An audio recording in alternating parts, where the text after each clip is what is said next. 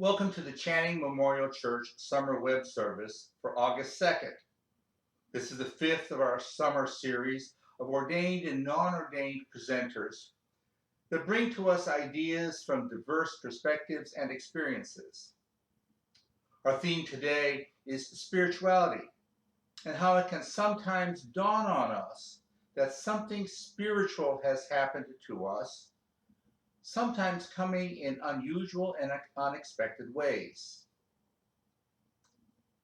We light our chalice today, the symbol of our faith tradition, a tradition that encourages us to reflect on the idea that our lives have significance in a context beyond a mundane, everyday existence at the level of biological needs and drives that can bring on selfishness and aggression.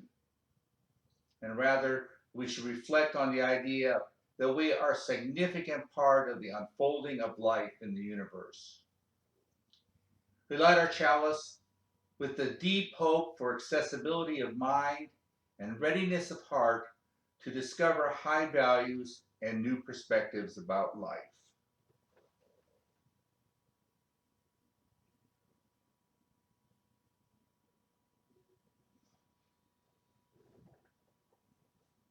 The prelude today is presented, as it always is, as a musical gift by Janet Grant, the music director at Channing Memorial Church.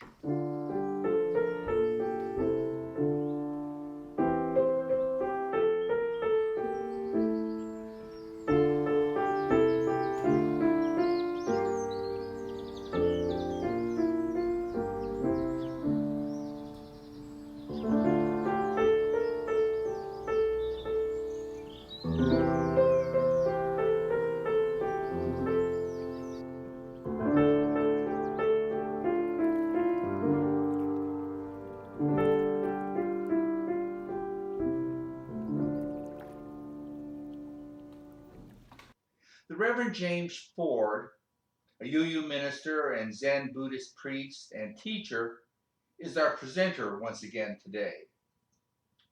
James is currently the lead teacher at Empty Moon Zen in Orange County, California. His ministry career has included serving congregations in Wisconsin, Arizona, Massachusetts, Rhode Island, and California, as well as founding several Zen Buddhist sitting groups.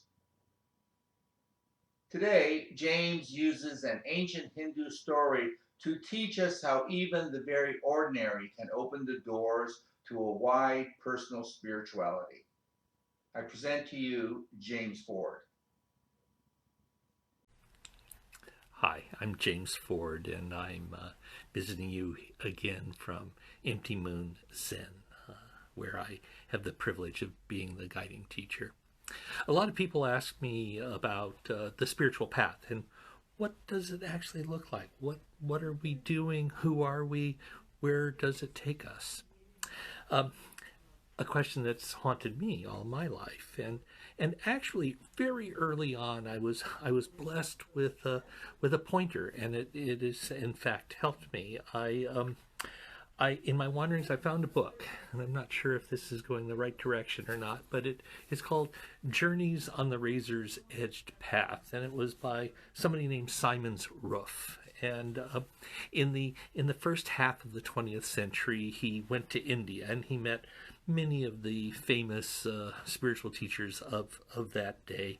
And he came back and he wrote this book, and it has little anecdotes. He collects stories about his own experiences, but also traditional stories told by people. One of those stories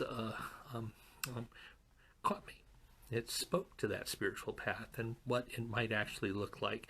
And actually, I read the book, and it passed out of my hands, and it was only a few years ago that I stumbled upon this copy, and only book he ever wrote.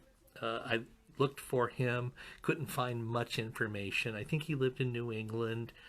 He may or may not have been involved in the Theosophical Society or a branch thereof. And so for me, he's this kind of wondrous person who appeared, opened some doors, and left.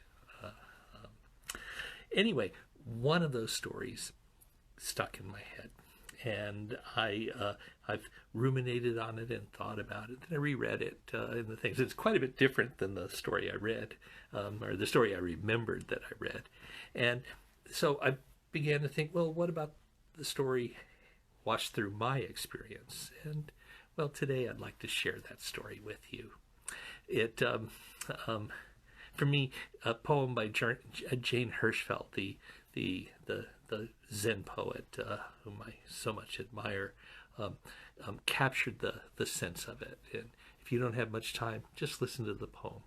Otherwise, I'll follow it up with my story.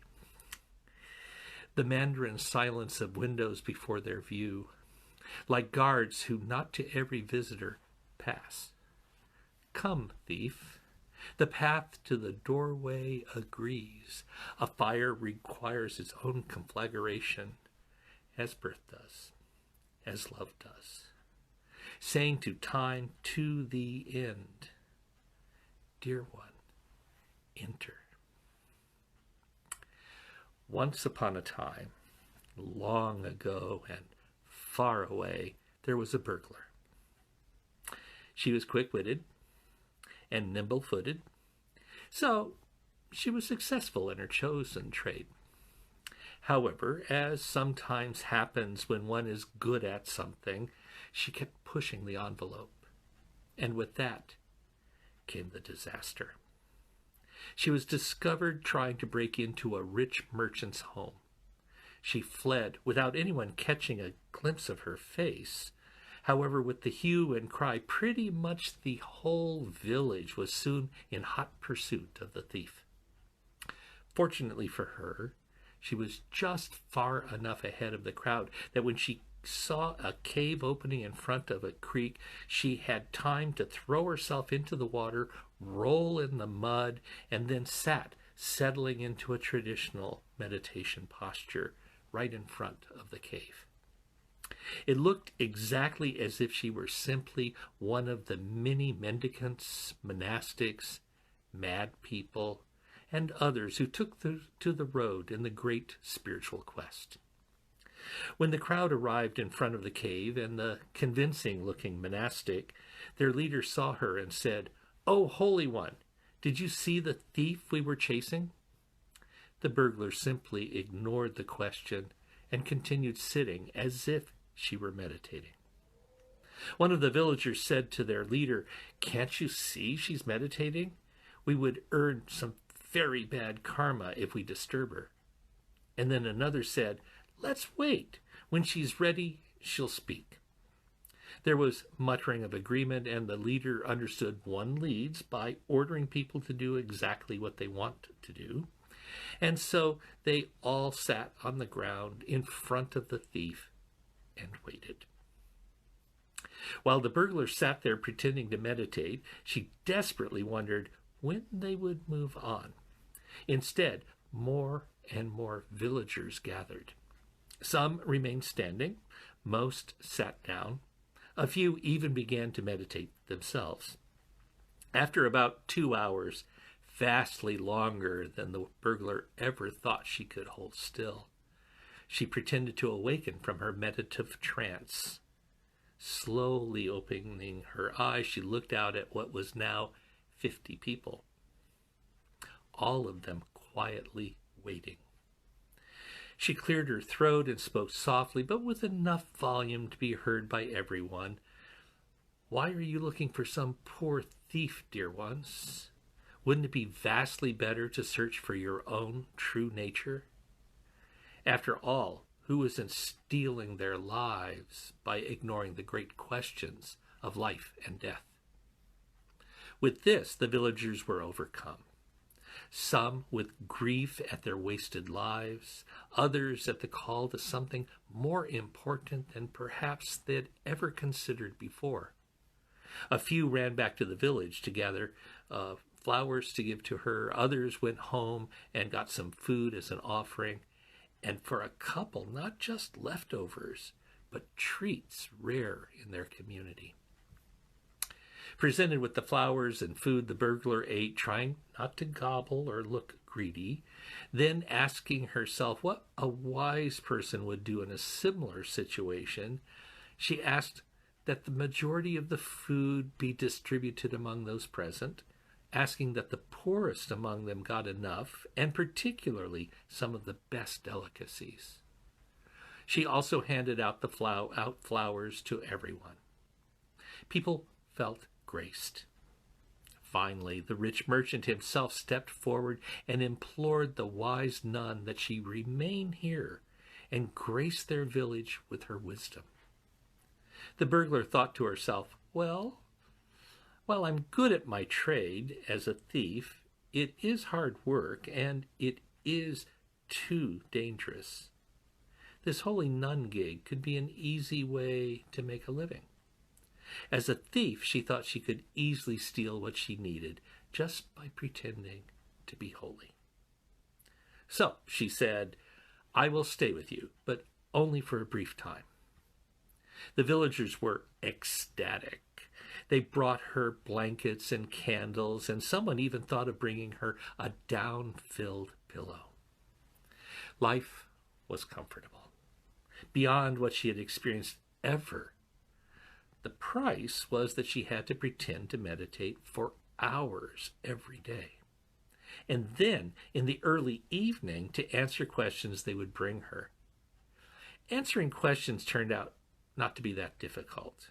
It seemed she knew what a good and generous heart would do, or, as she thought it, what a sucker might do.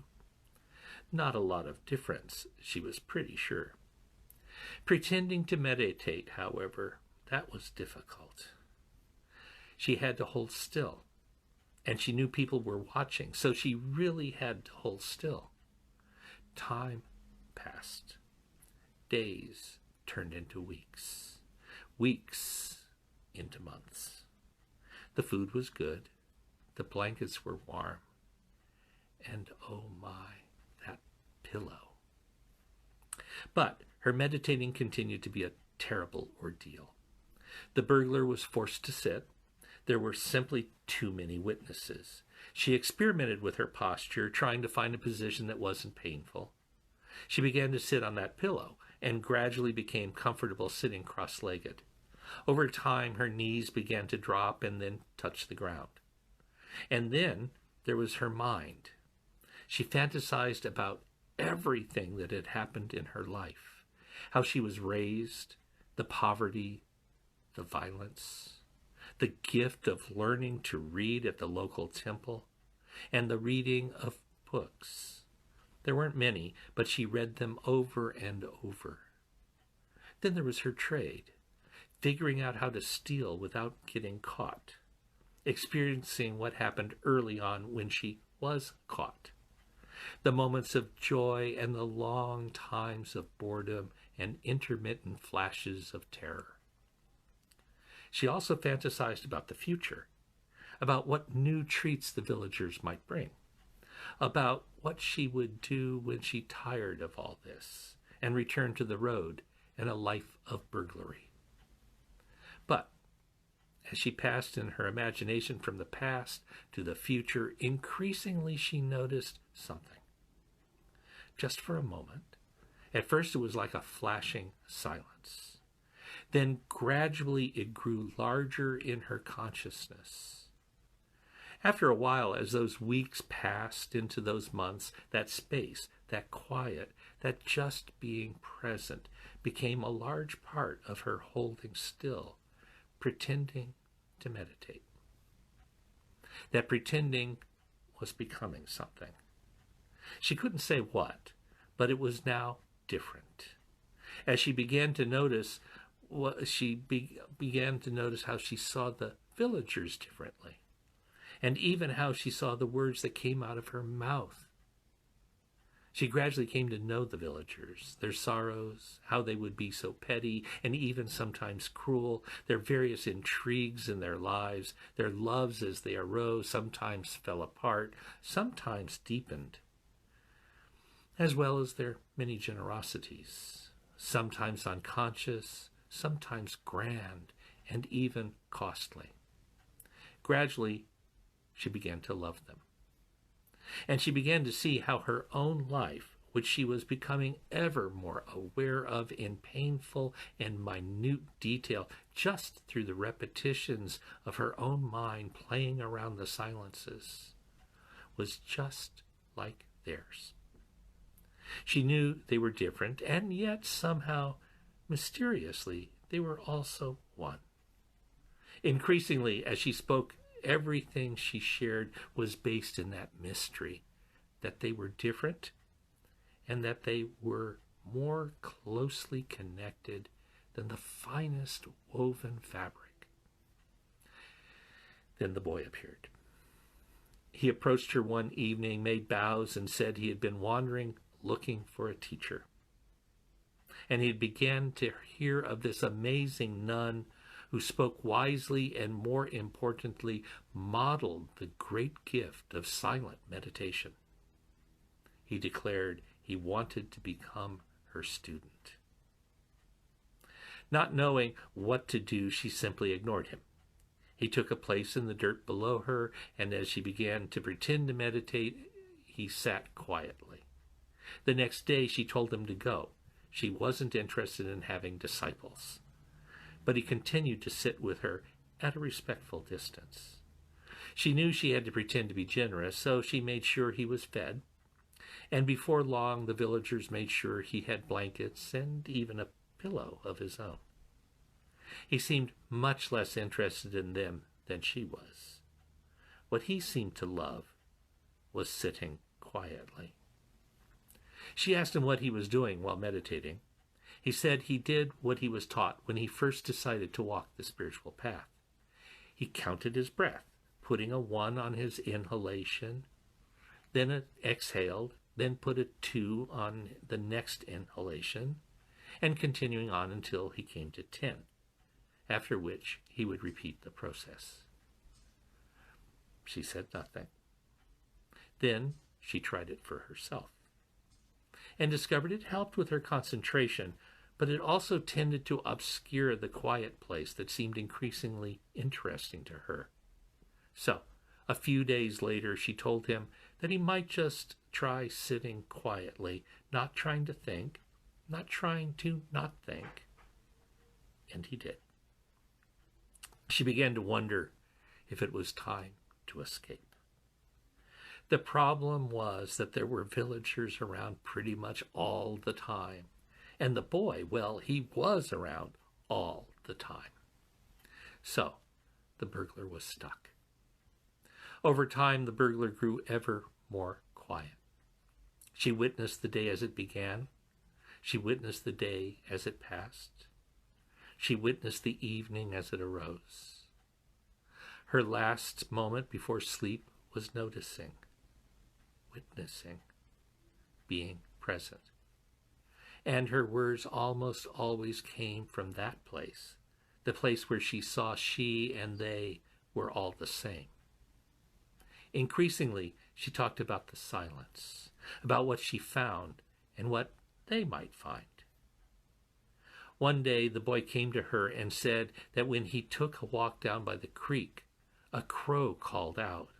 And in that moment, he realized the crow, the creek, the trees, he himself, and all things were joined so closely that the right word for what was true and present was simply one. He then added, embarrassed, how he knew even that one seemed a bit too much. She wasn't sure what to say, so she simply smiled at him, put her hands together, and made a small bow. They continued together in this way as the months turned to years. She wasn't sure when it happened for herself. In fact, she never had that big thing like her disciple. What she did have was a gradual growing into peace and joy and gratitude for it all. Eventually, her fame as a wise counselor and teacher of the ways of the heart spread across the country. She was attended to faithfully by her disciple, who was increasingly seen as a wise teacher himself. Eventually, a small community of monks and nuns gathered around her, and within the village others seemed to become wise as well. Eventually, she fell ill, but that seemed okay. Her disciples tended to her, and that was okay. The villagers came to ask her last questions, and that was okay. The world, as terrible as it was also something wonderful, something amazing. And when she died, her senior disciple, now a wise and respected counselor, oversaw the burning of her corpse. He installed her ashes under some rocks out beyond the small monastery of nuns and monks that had grown over the years. The community elected him to succeed their founding teacher. Always before he lectured on the mysteries of the way, he would always thank the good gods that he had been given such a wonderful guide on the mysteries of life and death. The teacher who stole his delusions, and in doing so, opened his heart. Thank you all. The hymn, Spirit of Life, I think is a good summation of the meaning of today's presentation. I invite you to sing or hum the melody, or just sit back and listen to the music as a meditation.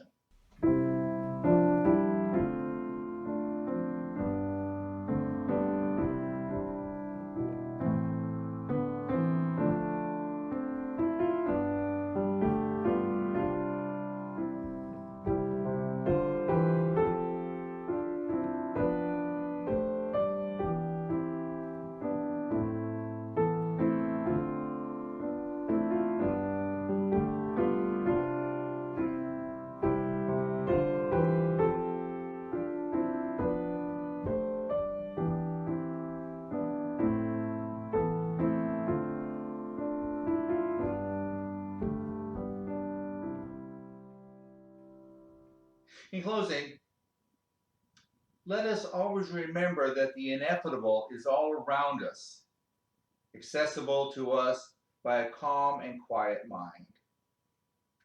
In the days ahead of us, may we find that calm and quiet to open our minds and hearts to the great mystery of existence. So be it.